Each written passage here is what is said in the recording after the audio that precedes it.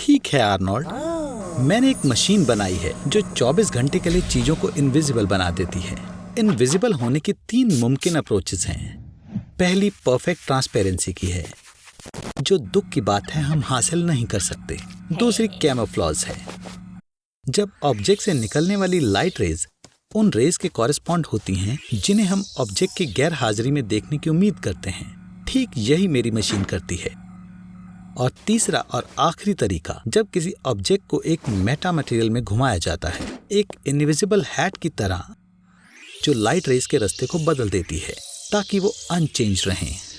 अब हम ये पिज्जा पर ट्राई करेंगे। अगर सब काम करता है तो वो पिज्जा होगा जो आप अपने दोस्तों के साथ शेयर नहीं करोगे। ठीक है, मैं पहला स्विच फेंक रहा हूँ।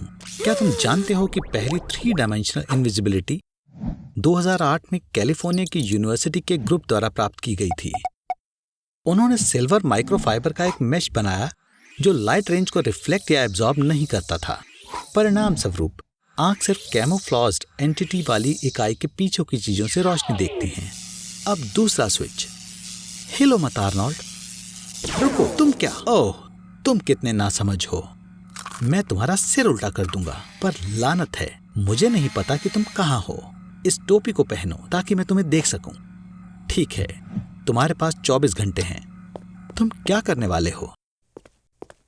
किसको शक होगा कि तुम सबसे पहले कहाँ जाओगे? अगर मेरी मशीन ने प्रिंसिपल ऑफ इनविजिबिलिटी के हिसाब से काम किया तो तुम अंधे हो जाओगे, क्योंकि इनविजिबल बॉडी का रिफ्लेक्टिव इंडेक्स हवा के बराबर होता है और तुम्हारी आंखों के लेंसेज लाइट रेज को रिफ्लेक्ट करने की क्षमता को गवा देंगे और उन्हें रेटिना पर फोकस करेंगे। रेटिना खुद भी अपनी रॉड्स एंड कॉन्स के साथ विजिबल लाइट को प्रकाशित करने में कामयाब नहीं होगा। पर जैसे कि मैं देख सकता हूँ, तुम्हारी आईसाइट ठीक लग रही है। तुम लापरवाह और मूर्ख लग रहे हो। ठीक है, अब जिम बंद हो रहा है। क्या हम कुछ और कर सकते हैं? तुम्हारे पास 18 घंटे बचे हैं। मेरा मतलब था कुछ ज्यादा जरूरी। बददिमाग बेवकूफ बंदर। आखिरकार तुम भयानक रहस्यों को प्रकट कर सकते हो और अविश्वसनीय करतब कर सकते हो। तुम एरिया 51 में अपना रास्ता भी बना सकते हो।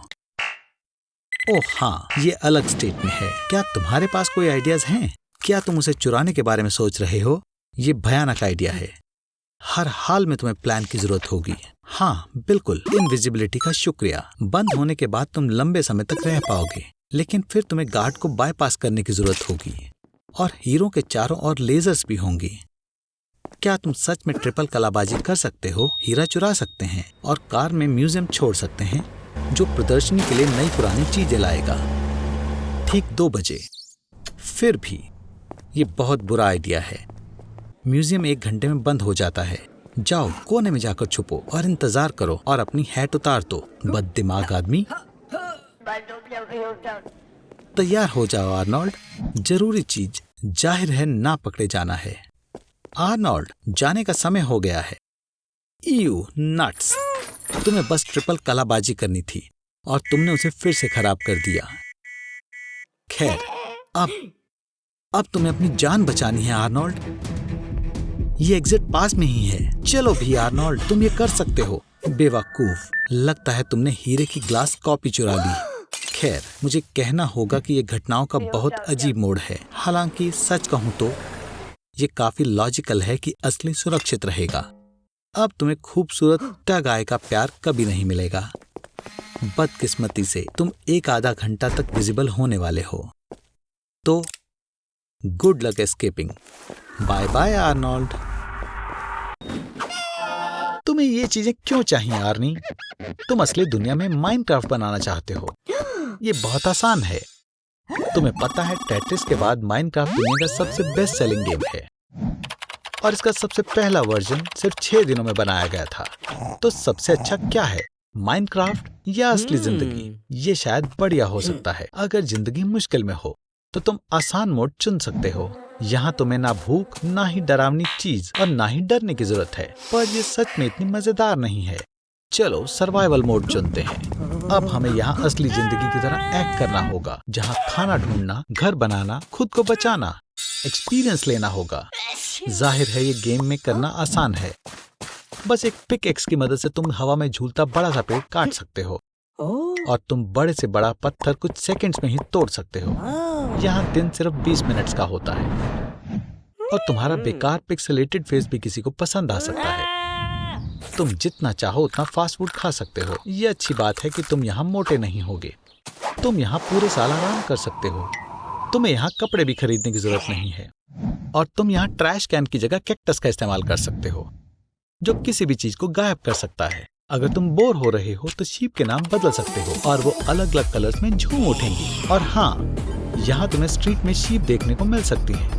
भूलो मत, ये माइनक्राफ्ट है। घर जाने का समय हो गया। ओह हाँ, मैं भूल गया था, यहाँ तुम्हारे घर को चोरी करना या तोड़ना भी आसान है। लगता है गेम खत्म हो गई। असली जिंदगी में स्वागत है आर्नी, मेरे दोस्त, मेरे जिगरी।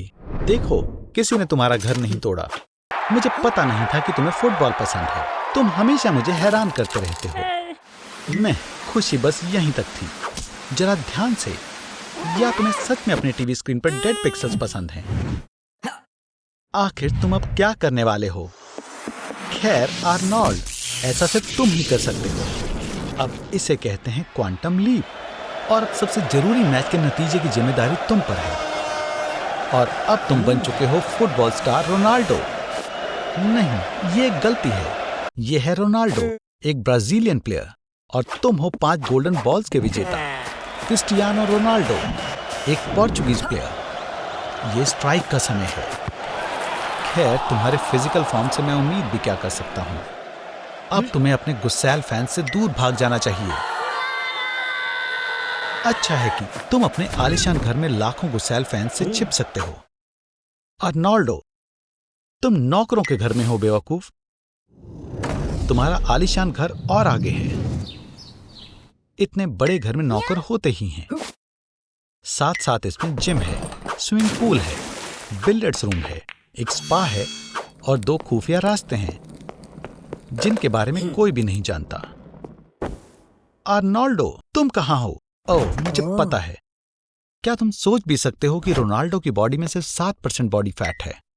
वैसे तो वो 35 साल का है, लेकिन उसकी बायोलॉजिकल रीडिंग्स के हिसाब से उसकी हेल्थ और बॉडी किसी 23 साल के लड़के जैसी है।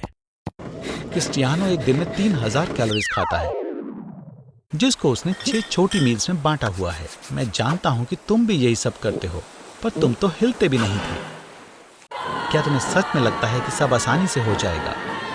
पृथ्वी पर क्रिस्टियानो के सबसे ज्यादा इंस्टाग्राम फॉलोअर्स हैं, लगभग 250 मिलियन सब्सक्राइबर के साथ, जो यूरोप की आबादी का 34% है, या फिर यूएसए का 76%। और जब वो तुम तक असल दुनिया में नहीं पहुंच सके, तो वो इंटरनेट से तुम तक पहुंचेंगे। क्या तुमने ये भी बर्बाद कर दिया? लगता है कि अब तुम्हारे घर से भागने का समय है बेवकूफ। हाँ, ये तुम्हारा गैराज है। McLaren Senna, Rolls Royce Phantom, Bugatti Chiron और वेरान, और $7 मिलियन की फरारी 599।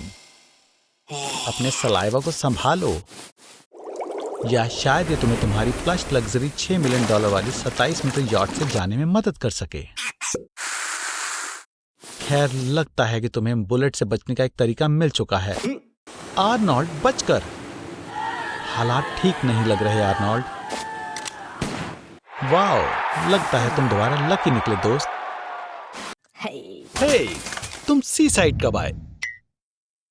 तो वैसे ये सब बीच सेट किस लिए? तो क्या ये बर्था की अटेंशन लेने के लिए?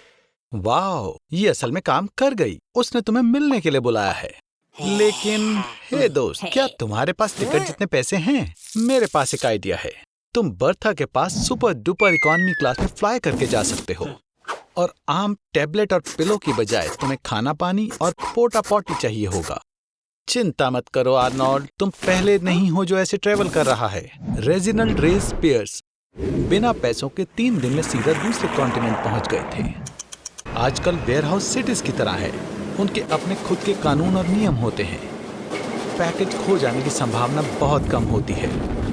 रोबोट्स कन्वेयर्स पर स्पेशल बारकोड स्कैन करने का काम करते हैं। इससे इंसानों वाली गलतियां कम होने लगी हैं। 2019 में चाइना ने 345 मिलियन पैकेज एक दिन में डिलीवर करके वर्ल्ड डिलीवरी रिकॉर्ड सेट करा था।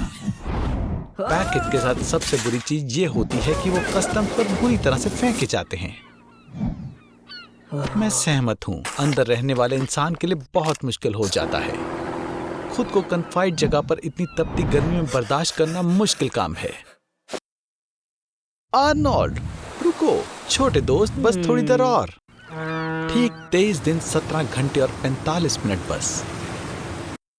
और सिर्फ एक इंसान ही पैकेज में डिलीवर नहीं हुआ, एक पूरा बैंक इस तरह से दूसरी सिटी में ट्रांसपोर्ट हुआ। उसे सारा तोड़कर दूसरी सिटी में ट्रांसपोर्ट किया गया। ऑस्ट्रेलिया में स्वागत है आर्नोल्ड। पैकेज से ट्रेवलिंग करने का फायदा यह है कि कोरियर बिल्कुल फाइनल डेस्टिनेशन पर डिलीवर होता है। बर्था यहाँ पर किसी भी समय आती होगी। वाह, क्या बेब है। आर्नोल्ड, क्या तुम तैयार हो? तुम्हारे लिए गुड लक आर्नोल्ड। वो तुम्हें इस तरह कभी नहीं भूलेगी। और तुम फिर से फंस गए। अब तुम्हें अपनी चुनी हुई लड़की से मिलने के लिए 3 टास्क कंप्लीट करने होंगे। बस सरवाइव करो। चलो देखते हैं तुम्हारे एडवांटेजेस क्या हैं। छोटा दिमाग, कमजोर हाथ, फास्ट फूड लवर, हर चीज जो असली दुनिया में है। अब अपनी स्किन चुनो। तुम खाली हाथ डेट पर नहीं जा सकते। कुछ ढूंढो आर्नी। दुनिया का सबसे बड़ा फूल। पीयू, इसमें से सड़े हुए मीट की बदबू आती है। अगर तुम्हारी गर्लफ्रेंड एक मक्खी होती तो उसे ये बदबू बहुत पसंद आती।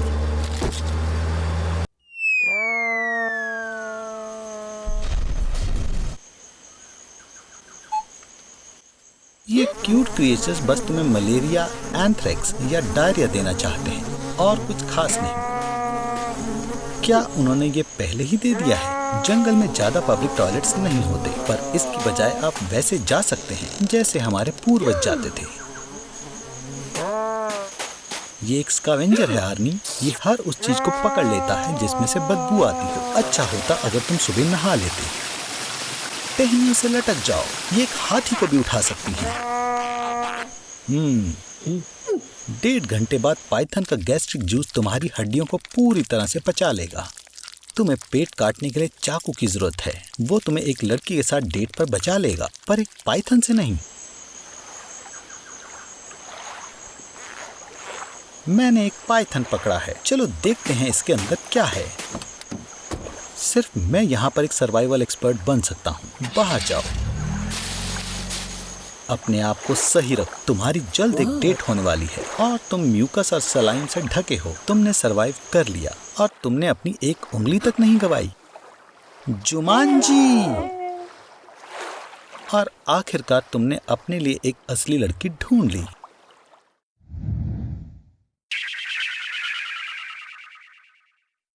या नहीं? जो समाज की बनाई हुई चीजों के मजे ले रहा है ना आर्नी? पर याद है ना दोस्त, इन सब के लिए तुम्हें अपने बिजली के बिल समय पर भरने होंगे। और मैंने हजारों दफा बताया है कि एडवर्टाइजमेंट बनी ही इसलिए है कि वो तुम्हें कंगाल कर सके। तो अब झेलो, तुम अंधेरे में ही बैठो, तुम इसी के लायक हो। अरे यार, तुम्हें ऐसे देखकर बहुत दुख हो रहा है। ठीक है, मेरे पास एक आइडिया है। देखो, हमारे आसपास इतने सारे बैक्टीरिया हैं जो अपने खाए जाने वाले ऑर्गेनिक मैटर से यूजलेस एनर्जी जनरेट करते हैं। तो मैं क्या सोच रहा हूँ कि चलो एक बैक्टीरियल पावर प्लांट बनाएं जो आपकी पूप को फ्यूल की तरह इस्तेमाल करेगा। आपके सारे गैजेट्स के लिए काफी नहीं है ना? पर आप उम्मीद भी क्या कर सकते हो? बैक्टीरिया बहुत बहुत छोटे होते हैं, मुझे पता है। चलो इन्हें बड़ा करते हैं। एक बिल्ली के साइज का बैक्टीरिया हमें 46,000 टाइम्स ज्यादा एनर्जी देगा और हमें और बैक्टीरिया और ज्यादा फ्यूल मिलेगा। अमेरिका एक दिन में 128 बिलियन लीटर सीवेज इकट्ठा करता है।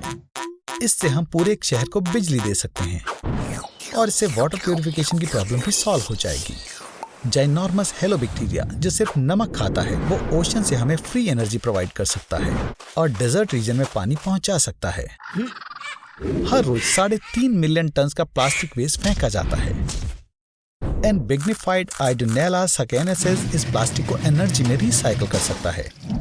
तो फिर आप एक इलेक्ट्रिक व्हीकल चार्जिंग नेटवर्क भी खोल सकते हैं, जहां बाकी के फ्यूल हर साल 37.5 बिलियन टन कार्बन डाइऑक्साइड वातावरण में छोड़ते हैं। वहीं बैक्टीरिया एनर्जी बिल्कुल प्योर है और सिर्फ ऑक्सीजन छोड़ती है। ये एक अच्छा स्टार्टअप आइडिया है। आर्नोल्ड, तुमने तो इंसानों की एनवायरमेंटल प्रॉब्लम को ही सॉल्व कर दिया और इस बिजनेस में इतने पैसे भी कमा लिए।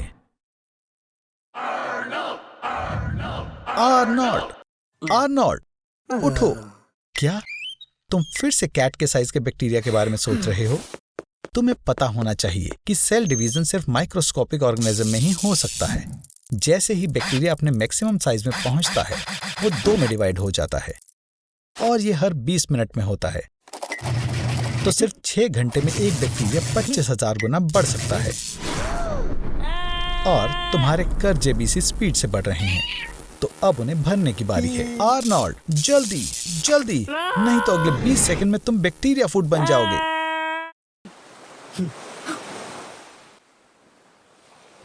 एलॉन मस्क का स्पेसशिप क्रैश हो गया है। साइबर ट्रक के खतरनाक लॉन्च के बाद एक और नाकामयाबी। वो सच में मार्स पर कब्जा करना चाहता है। एलॉन मस्क लोगों को डिहाइड्रेट करके कैप्सूल में पैक करने में कामयाब हो चुका है। देखो, ये इंस्टेंट नूडल की तरह काम करता है। बस पानी में डालो।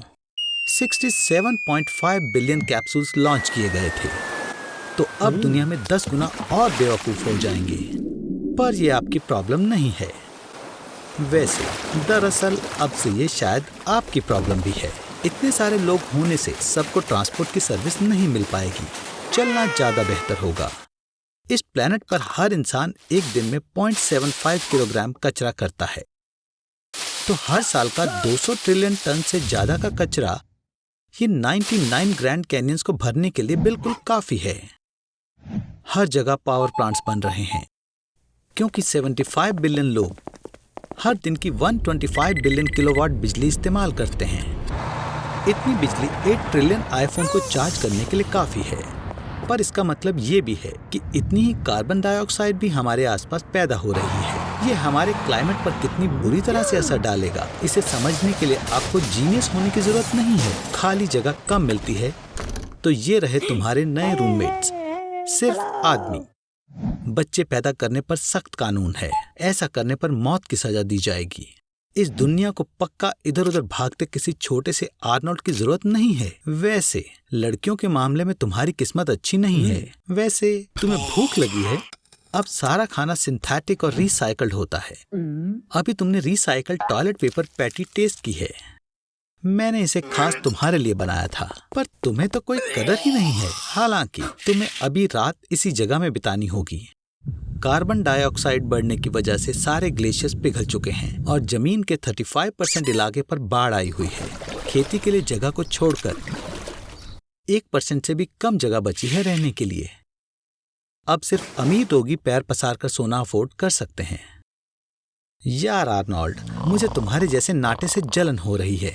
चलो आराम से इंटरनेट पर स्लो फ्लिक्स पर मूवी देखो। उप्स, एंटर करने के लिए आपको नंबर लेकर लाइन में खड़ा रहना होगा। तुम 1250वें हो। ज्यादा पॉपुलेशन होने की वजह से इंटरनेट की स्पीड 99.5% गिर गई है। देख कर चलो, समझे? 20 मंजिला कब्रिस्तान सिर्फ मिलियनेयर के लिए है। बाकी की आबादी को किसी भी खाली जगह पर दफना दिया जाता है। अपने बैग्स पैक कर लो। एलॉन मस्क ने समुद्र के मलबे से एक बड़ा सा जहाज बनाया है और कहता है कि वो आपको अंडर वाटर लास वेगस ले जाएगा। शहर अब पानी के 9000 मीटर नीचे बने हैं, एवरेस्ट की तरह, पर ऊपर की बजाय नीचे। आर्नी, तुम अब आखिरकार आराम कर सकते हो, कम से कम अपने ख्यालों में, जहाँ कोई तुम्हें परेशान नहीं करेगा। यहाँ सैकड़ों किलोमीटर के दायरे में एक भी आदमी नहीं है। रो मत, मैं जीवित रहने में तुम्हारी मदद करूंगा। बेवकूफ, बस ध्यान से सुनो और मैं जो भी तुम्हें बता रहा हूँ उसे याद रखना। सबसे पहले पीने के साफ पानी को ढूंढने की जरूरत है। सबसे आसान तरीका है राफ्ट पर इकट्ठा हुई ओस की बूंदों को चाटना। यह नहीं आर्नी, ये बर्ड शिट है। वैसे लंबे समय तक जीने के लिए ऐसी ओस की बूंदें बहुत कम हैं। बारिश के पानी को इकट्ठा करने के लिए किसी तरह का टैंक ढूंढना काफी ज्यादा मुश्किल तरीका है, पर बारिश होने से पहले तुम मर सकते हो। तो चलो तीसरे मेथड पर चलते हैं, और सबसे मुश्किल वाला। आर्नोल्ड इस काम को पूरा करने के लिए काफी बेवकूफ है, पर आप प्यारी ऑडियंस सुनो। 2 कंटेनर, एक बैग और एक वेट के साथ आप एक वाटर डिस्टिलर बना सकते हैं। नमकीन समुद्र के पानी को बड़े कंटेनर में डालें और यह भाप बनकर उड़ जाएगा। ये बैग के सेंटर में इकट्ठा होगा और छोटे कंटेनर में टपकेगा और वॉयला, तुम्हारा ताजा डिस्टिल्ड पीने का पानी तैयार है। आर्नी, ये फिशिंग करने का समय है। जो भी पकड़े वो सब कुछ खाएं जो तुम्हें जहरीला नहीं लगता। आप एल्गी, प्लैंकटन, जेलीफिश और छोटी मछलियों को सिर्फ एक साधारण टी-शर्ट से भी पकड़ सकते हैं। हाँ, इसका स्वाद शिट की तरह है। आर्नी, पर तुम ये शिकायत करने वाले कौन होते हो? मैं तुम्हें इतने लंबे समय तक समुद्र देखने की सलाह नहीं देता। सूरज की किरणें इसकी सरफेस से रिफ्लेक्ट होकर तुम्हारी आंखों को जला देंगी। तुम और ज्यादा दुनिया को नहीं देख पाओगे, पर दुनिया फिर भी तुम्हें देखेगी। शायद दूसरी स्थिति बेहतर होगी। आर्नी, तुम्हें यूवी रेज से अपने आप को बचाने के लिए राफ्ट पर कैनोपी बनानी चाहिए। खुले समुद्र में थर्मल शॉक मिलना डेथ की गारंटी है, पर हालांकि सूरज के तुम्हें डराने से काफी पहले तूफान आ रहा है। राफ्ट को डूबने से बचाने के लिए सभी भारी चीजों को बीच में रखें और दया के लिए पोसाइडन से प्रार्थना करें। बधाई हो, तुम तूफान से बच गए, पर अभी भी वहाँ जमीन ढूंढने की समस्या बनी हुई है। तुम्हें पता है, मैं तुम्हें बताना भूल गया आर्नी, तुम पूरी दुनिया के ओशन में समुद्र से सबसे दूर पॉइंट पर हो। पॉइंट नीमो। सबसे पास की ह्यूमन सेटलमेंट 400 किलोमीटर दूर है। वो इंटरनेशनल स्पेस स्टेशन पर है। और ये रहा हमारा सबसे ज्यादा तेज कछुआ। सारी इलेक्ट्रिक चीजों की तरह एलॉन की गाड़ी भी खराब हो गई। सबसे जरूरी बात यह है कि कभी भी समय से पहले खुशी ना मनाएं। वो बेवकूफ जरूर होगा, पर आर्नोल्ड को पक्का आंख मारना अच्छे से आता है। बदकिस्मती से बस वो कम समझदार है। बैटरी खत्म हो चुकी है। अब इन लोगों को कैसे भी करके डेजर्ट से बाहर निकलना होगा। ये अच्छा है कि एलॉन ने पहले से कुछ सोच लिया, और ये और भी अच्छा है कि उसकी डिक्की में एक बाल्टी, एक छोटा रॉकेट और खाने का सामान है। ओह, आलू एक बड़ी आइडिया है। वैसे भी एक आलू में से 0.5 वोल्ट की वोल्टेज निकलती है, और आर्नोल्ड की कंबेशन इंजन गाड़ी को 13 वोल्ट चाहिए चालू होने के लिए। तो 26 आलूओं के साथ एक जिंक की कील और कॉपर की तार गाड़ी को चालू करने के लिए काफी है। अरे यार, ये करंट काफी कम है। इंजन को चालू करने के लिए 100,000 आलू वाली बैटरी चाहिए होगी। मैं तुम्हें जल्दी करने की सलाह देता हूँ। सूरज डूब रहा है और डेजर्ट में रातें बहुत ठंडी होती हैं। वाह दोस्तों, बढ़िया आउटफिट है।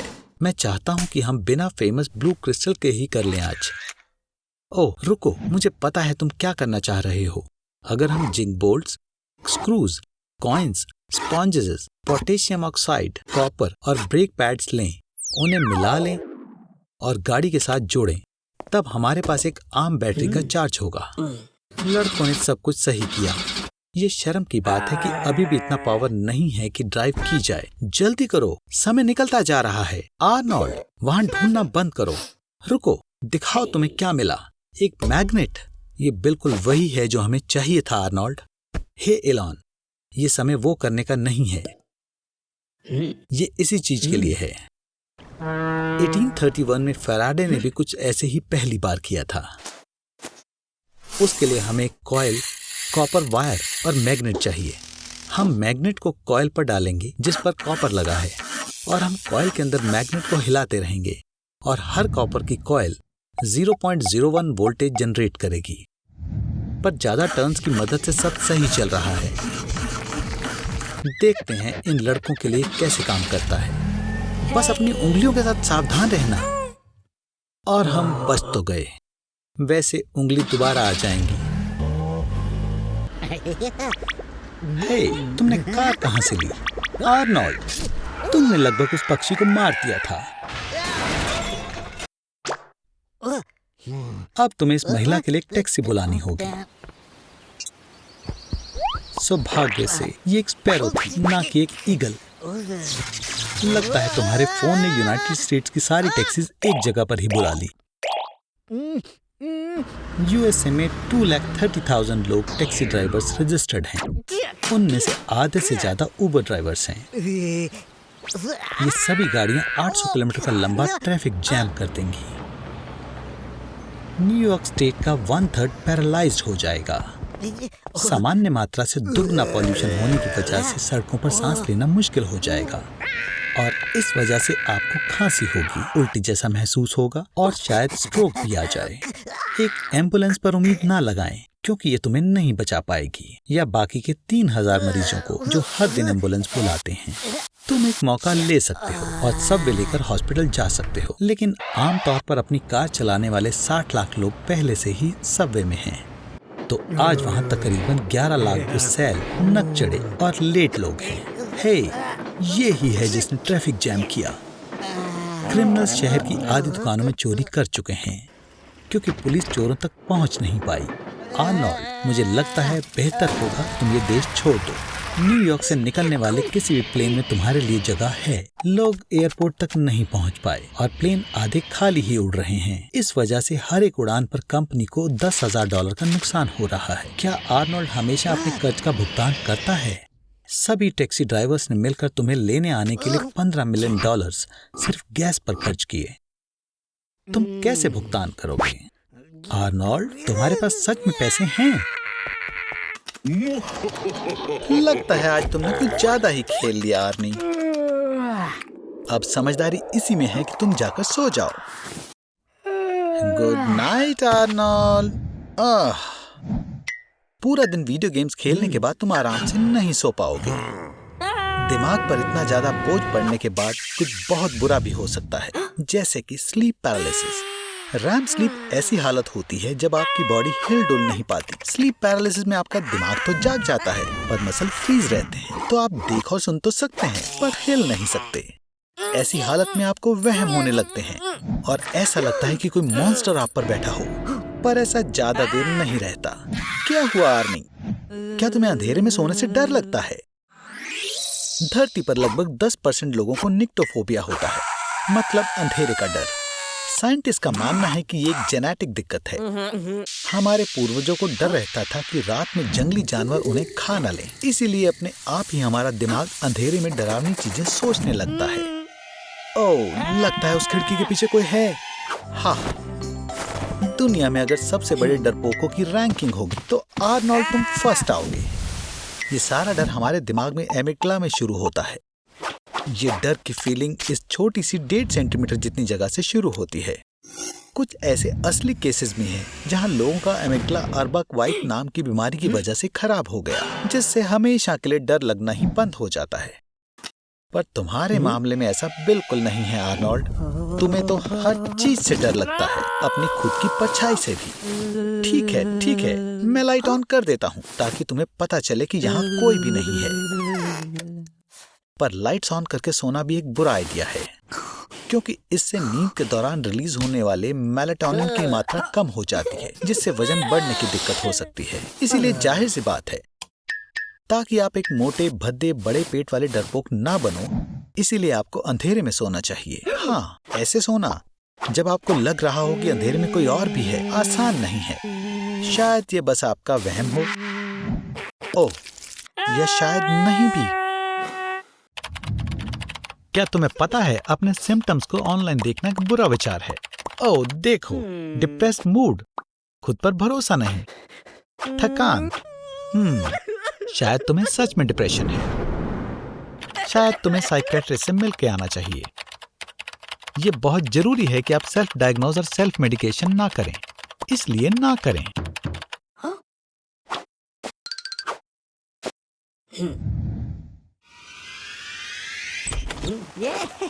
वाओ, कितने सारे अलग अलग तरह के एंटी डिप्रेसेंट्स हैं। कुछ चीजें मुझे बताती हैं कि तुम्हें इसे इस्तेमाल करने के तरीके को देखने में कोई दिलचस्पी नहीं है। क्या तुम्हें है दोस्त? ठीक है, तो तुम्हारे पास 2 पैकेट हैं प्रोजैक के, 75 टैबलेट सेलेक्सा की, 5 पैकेट जोलोफ के, आधा जार लेक्साप्रो का और बहुत सारे अलग अलग रंगों के सेडेटिव सिरप्स। ऐसा जरूरी नहीं है कि ये यकीनन डिप्रेशन को ठीक कर दे, लेकिन एक बार आपने दवाइयाँ इकट्ठी करनी शुरू कर दी तो फिर रुकना मुश्किल है। सिर्फ एक चीज जिसकी मुझे चिंता है वो है ट्राइसाइक्लिक एंटी डिप्रेसेंट। लेकिन अगर मैं तुम्हें जानता हूँ, मुझे पता है कि अभी नहीं तो बाद में तुम भी इस कचरे का इस्तेमाल करना शुरू कर दोगे। ओह, फिर से चलो देखें इस बार तुमने क्या लिया। माओ इनहिबिटर्स की वजह से डिलेरियम ट्रेमेंस हो सकता है, यानी कि तुम्हारा वहम, चक्कर आना, कांपना, मिर्गियाना, सब कुछ सेरोटोनिन रीअपटेक इनहिबिटर्स की वजह से होते हैं। तुम्हें ट्राइसाइक्लिक एंटी डिप्रेसेंट से यूफोरिया और प्लेजर महसूस होता है। वैसे क्या तुमने ध्यान दिया कि तुमने 8 घंटे से कुछ नहीं खाया? मॉडल्स कभी कभी एंटी डिप्रेसेंट लेते हैं ताकि उन्हें भूख ना लगे, और एंटी डिप्रेसेंट के असर की वजह से सपने ज्यादा असली महसूस होते हैं। तो आर्नी, क्या ये सब एक सपना था या हकीकत? अब क्या तुम्हें अब और दवाई नहीं खानी? रुको आर्नोल्ड, तुम क्या कर रहे हो? तुम इन दवाइयों को टॉयलेट में फ्लश नहीं कर सकते हो।